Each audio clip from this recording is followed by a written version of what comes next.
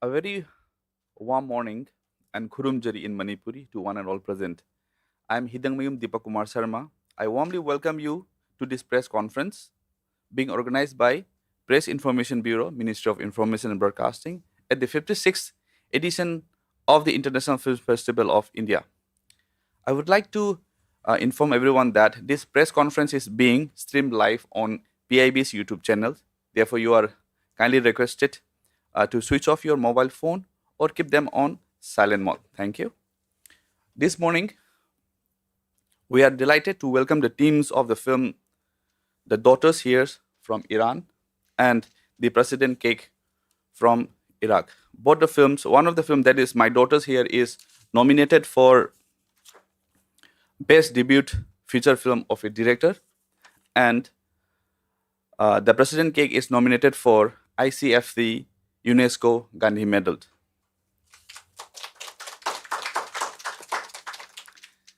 From the team of My Daughters Here, we have with us Hassam Farhanan, the director of the film, and Saeed Khan, producer of the film. The film My Daughter Here is a very sensitive and beautifully crafted Iranian film. In this film, Raha, a graphic design student, loses her laptop just before an important deadline. Desperate, she cut her long hair and sell it to her friend Meena, who is marrying the young man whom Raha secretly likes. With the money, her father buys a cheap black market laptop, which turned out to be stolen from a wealthy woman injured in a knife attack. When her brother reported, the police traced the device to Tohit's home, plunging the family into trouble as his attempt to fix the situations make only things worse. May I now request the technical team to please run the trailer of the movie?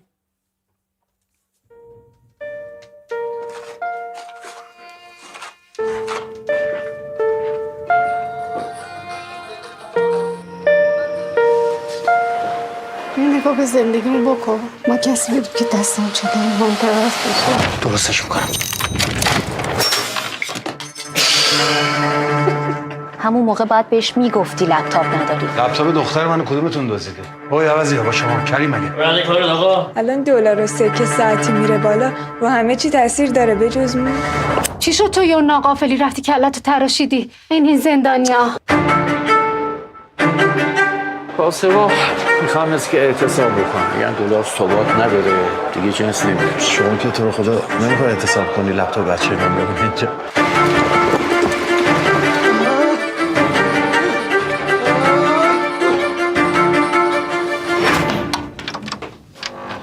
بله. واکن در خانم. پدر شما سابقه سرقت داشته دختر خانم. بفرما. توهی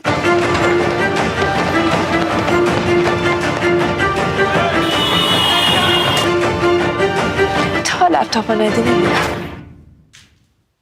با دخترم چیکار کردی؟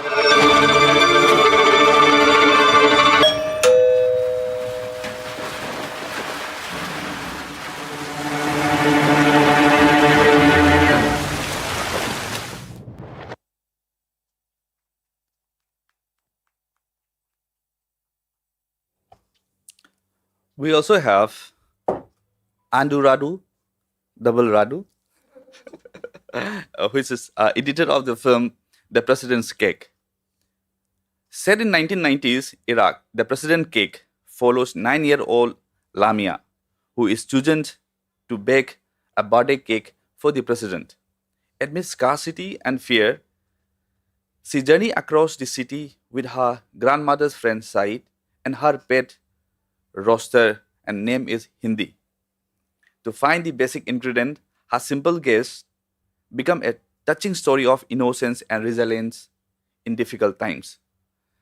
I now request technical team to once again play the trailer of this movie.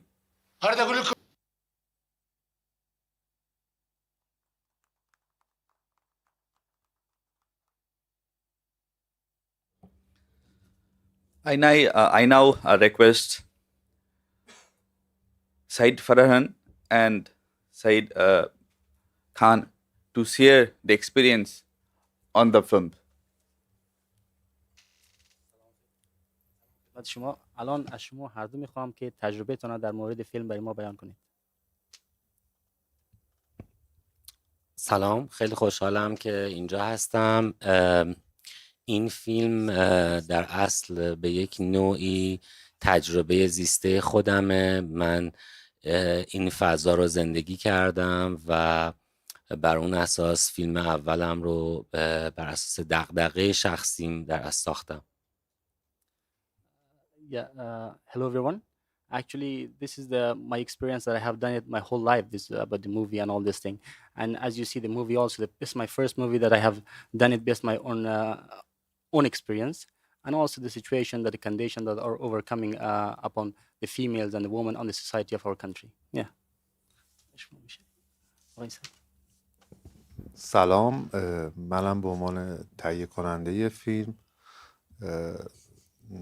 با توجه به اینکه در 2-3 سال اخیر در مملکت من زنان و دختران سرزمین من دارن در واقع تلاش میکنن که اونجوری که میخوان زندگی کنن، طبیعتا وقتی که این فیلمنامه به من ارجاع شد با این کانسپت بود و علاقه من بودم که روی این موضوع کار کنم. Hello yet again. And actually, as a producer of the movie, I want to say that as we have seen the last 2-3 years of experience in our country that they have been sanctioned by another countries to our country, I want the situation of the females, the situation of the women and the children of our country that has been. So I wanted, based on that, I wanted to make this movie and showcase the situation, the condition of the women and the children of our country to the people and the world. Thank you. What I felt on the movie after seeing the movie was that it is also about highlighting the struggle that most of the lower middle class family in developing countries face. So was the message delivered through this film that they have planned initially? ایشون میگن قسمی که من از این فیلم برداشتم این بود که در کشورهایی که رو به پیشرفت رو به ترقی هستن مثل ایران یا کشورهای دیگه و زندگی فامیل های طبقات پایین از لحاظ مالیشون میگه داستان از این فیلم سرم از اون بود وقتی که شما این فیلم جور کردین یا ساختین آیا میخواستین و تانستین که همون پیامی را همون مسیج را که طبقات پایینی فامیل ها در ایران یا در کشورهای دیگه زندگیشون دارن اما وضعیت زندگیشون تانستین که با رخ جامعه بکشین تانستین به نمایش بذارین با پیامتون که میخواستین. یه نکته‌ای که خیلی مهمه تو این سالها در ایران با توجه به تحریما، با توجه به شرایط اقتصادی که توی ایران هست، ما قشر متوسط رو داریم از دست میدیم و اون قشر متوسط دارن سقوط میکنن به سمت قشر فقیر. با فیلم من بازتابی از این قشره که در این فضایی که وجود داره دارن اون طبقه اجتماعی خودشون از دست میدن، طبقه اقتصادیشون از دست میدن و دارن توی سراشیبی میفتن و سقوط میکنن. با یه لپتاپ یک خانواده دچار فروپاشی میشه و این واقعیتیه که توی ایران وجود داره. As Sarah is saying that so in our society we have 3 levels of family. We have below the red line and we have middle class family and of course we have the rich people. So in our country in the past years as the sanctions by other countries financially and economically we are going down, okay? And basically we don't have a middle class family as we have the middle class family, but the middle class family are going down. They're becoming poor. As you can see the message on the movie that, for example, what is the situation like? Because of a laptop, the whole family, the whole economy of a family is drowning because of a single laptop. So that's how I wanted to showcase for the world that one laptop, which financially is not going to be that expensive, but for a middle class family in such a country, it drowns the whole economic and the whole finance of a family.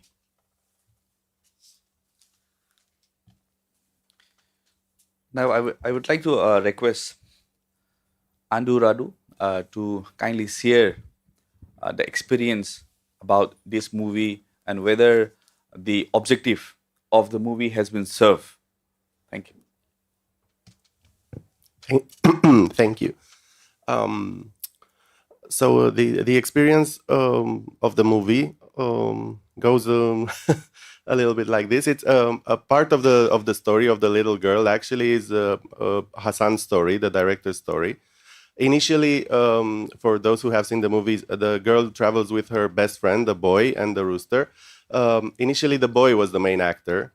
Literally on the last day of prep, first day of shooting, Hassan decided that the girl is way more strong and a better actress, and he switched the character. So they had to rewrite during the shoot most of the scenes. All of the characters are non-actors. They're street casted by Hassan himself. It was shot in Iraq, in a zone called Chibaish in the marshes, and in Baghdad. I came to work on it, so it was shot by a Romanian DP. I'm also Romanian. I also graded the film. It was shot by Tudor Panduru, a Romanian DP. Hassan wanted to work with him a lot, and by starting the process with me as a colorist, Hassan found out that I also edited lots of feature films, including Tuesday After Christmas, which is one of his favorites. So he asked me to edit his film, and we became really good friends.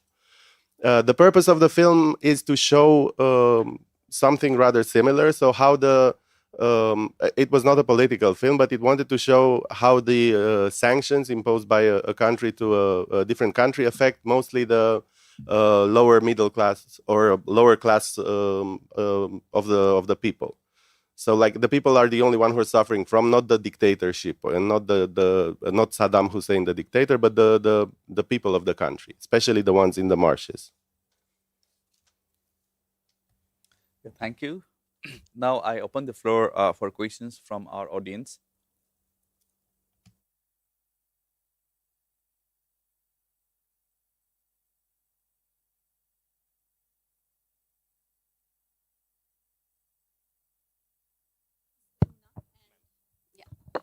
My name is Runa. I was in the international jury as well. At the same time, I first of all welcome you all to my country.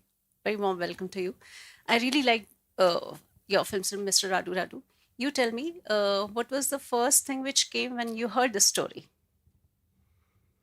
To be honest, I thought has a very good plot point, like a very good plot point. A little girl being drawn to make a cake for Saddam Hussein, and also the story that people from outside of Iraq didn't know. I had no idea that he was making people do this, even though the country was so poor.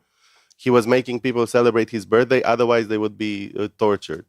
And I thought the plot point is amazing, and also the opportunity to work in Iraq for the first time was something that I wanted to do, especially with this amazing footage that we had. Not really, unless it's chocolate, because I'm getting fat with the age.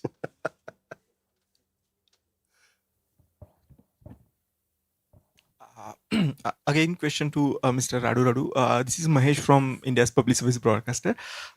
It seems such a nice subject for out-and-out comedy. Why not a completely humorous take on the subject? It's more like a fairy tale. Hassan wanted a fairy tale. It's not inspired by bicycle thieves or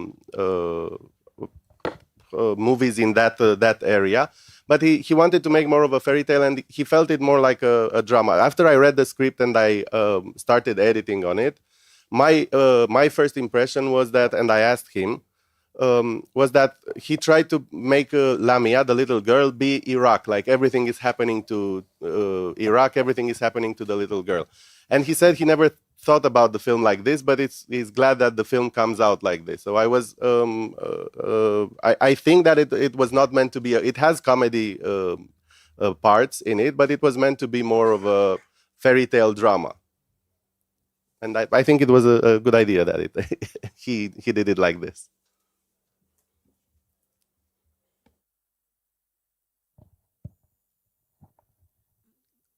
Narayan of the GoAndObserver.in. I saw the film yesterday, and I think it is such a wonderful and amazing film that it deserves the Oscar.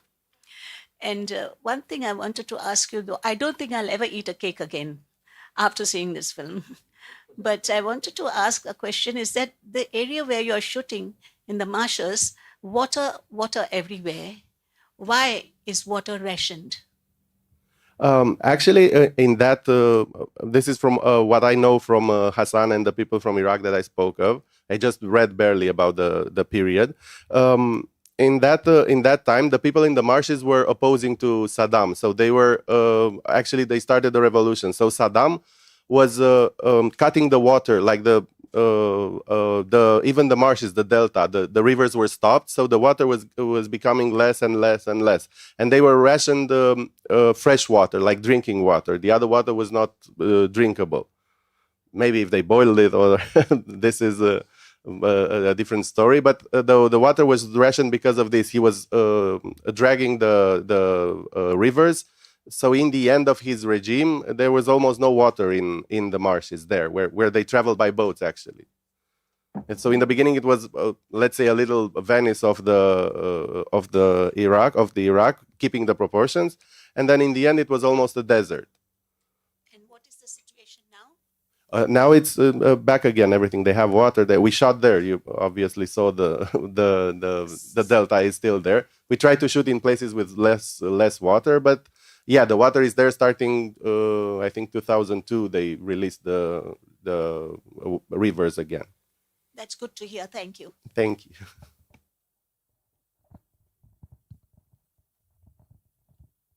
I have a question for Hassam. I just wanted if you could take us through some of the aesthetic choices that you've made in the film, because the way that it's shot, like inside a room, the color grading, all of those are very interesting. I would say, show us a little bit about what contemporary Irani cinema could be. So if you could just take us through some of the aesthetic choices in the film. ایشون میگن که من میخوام از شما درباره بعضی انتخاب‌های شات‌های شما بگم که قسمی که داخلی اتاق، داخل ساحه شوتینگ که از زاویه هایی که رنگامیزی و این چیزا را که شما انتخاب کردین، میخوام درباره شما بگیم که مثلا میتونه چی تاثیراتی هم در سینمای آینده داشته باشه و چی. دو تا نکته که برای من خیلی مهم بود، یکی این که انتخاب این قاب بسته و قاب 4:3 نمایانگر صحنه‌ای بود که دختره توی کانال کولر گیر میکنه و خفه میشه و پاها شما میبینیم. من این فضای بسته و فشرده رو میخواستم نشون بدم، آدم‌هایی که در هم تنیده شدن توی این فضا. یک بخش دیگه هم میخوام اینو بگین تا بگم ادامه.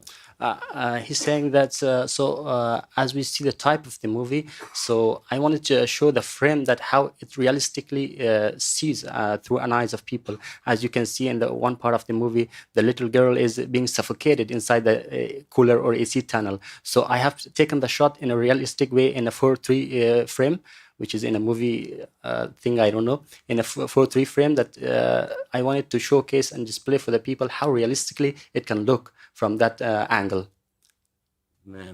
و نکته دیگه این که همیشه فیلم هایی که راجع به فقر ساخته شده خیلی فیلم های چرک و دارک و خیلی رنگ های مرده توی فیلم هست.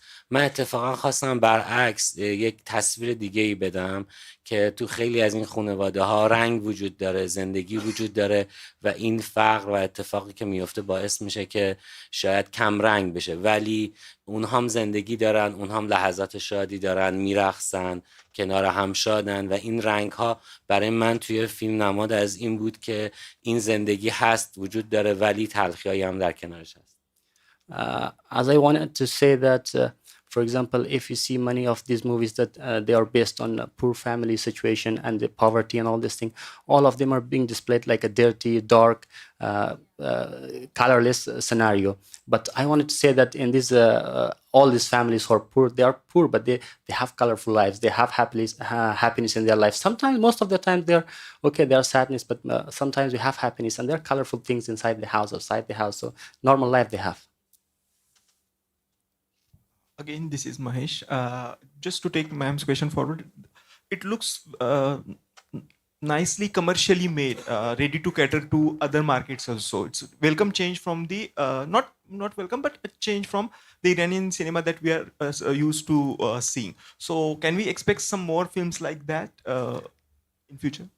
ایشون میگن که این فیلم یک قسم مختلفه، یه بخش‌های بازرگانی هم داره. قسمی که ما فیلم‌های قبلی ایران سینمای ایران دیدیم اینجور نبود. این فیلم می‌خواد قسمت بازرگانی داره، یعنی که می‌خواد در سینماهای جهان به شکل بازرگانی هم خود آغشته کنه. آیا ما آینده منتظری همچین فیلم‌های دیگه هم باید باشیم؟ یک بخشی از ساختار این فیلم تجربه منه توی ساخت کامرشیال و ادورتایزینگ و ساخت تیزر، که در اصل اون نگاه و سلیقه یک بخشی توی این فیلم اومده و به خصوص اون ریتم و شکل داستانگویی رو من سعی کردم توی این نوع فیلم یکم این نوع فیلم ها تغییر بدم و دقیقاً هم خیلی بازتابم برای من این بوده که بتونه یک تصویر دیگه ای از فیلمسازی ایران نشون بده. و اتفاقا فیلم بعدیم هم که در ادامه این فیلم یک موضوع اجتماعی بسیار فیلمیه که فکر می‌کنم میتونه مخاطب عامتری داشته باشه، مخاطب جهانی تری داشته باشه. اون فیلم هم خیلی ریتم تندی داره و خیلی فیلمیه که فکر می‌کنم میتونه مورد توجه قرار بگیره با ساختار جدید و من می‌خوام این شیوه فیلمسازی رو ادامه بدم.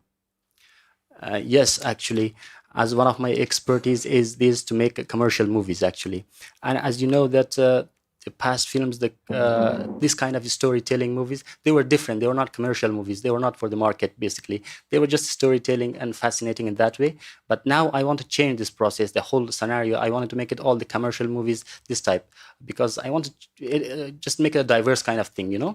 And also, yeah, actually, my next movie, which is upcoming movie, also in the same genre and has the same system, and it's a called commercial movie. And I hope that movie gains more audience than this one. Thank you. Thank you.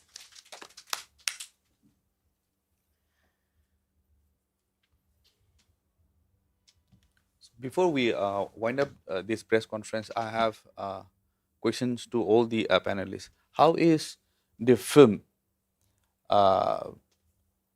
in Iraq and then in Iran presently?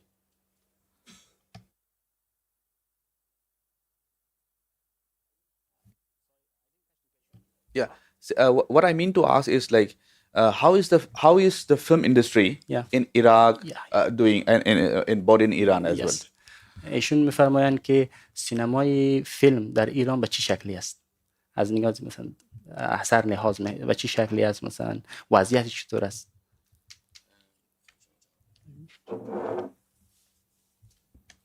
خب تو اساسا سینما ایران در جهان خب شناخته شده است با توجه به فیلمسازهای معروفی مثل آقای عباس کیارستمی، مثل آقای اصغر فرهادی، مثل آقای جعفر پناهی. سینما ایران در واقع در جهان شناخته شده است. ما تنها مسئله‌ای که واقعا در سینما ایران داریم بحث سانسوره که خیلی کار ما رو سخت میکنه، ولی ما با تلاش و با صبوری و با خلاقیت نسل جدید تلاش میکنیم که سانسور هم براش یه راهکاری پیدا کنیم. Yes, actually, if you can see the Iranian cinema and film industries has its reputation to the global cinema. Actually, if you see, we have so many notable producers and directors across all the globe. And what is the only problem that in our film industry we have is censorship, and they are censoring the part of the movies. Like that, if you censor the part of the movies, you cannot understand the whole story of the movie because it's cut it out, right? But what I want to say is that we are trying, our new generation of film industry, we are trying to remove the censorship. We have to trying to completely make a movie and tell the whole story without any censor and all those things. Thank you. So obviously, as opposed to Iranian cinema, where they have Kiarostami and they have Farhadi and they have a huge history of cinema, in Iraq, this happens to be the let's call it the first art house movie in its history. So we're really glad we took part of this. Hassan is developing another film, and people are saying that the industry is starting to grow. but this is supposed to be the first art house film of the country. With this, we come to the end of this press conference, and we are honored to have our distinguished panelists from Iran and Iraq as well. And we would like to present a small memento of to the panelists. I request to come forward and to we have a memento here.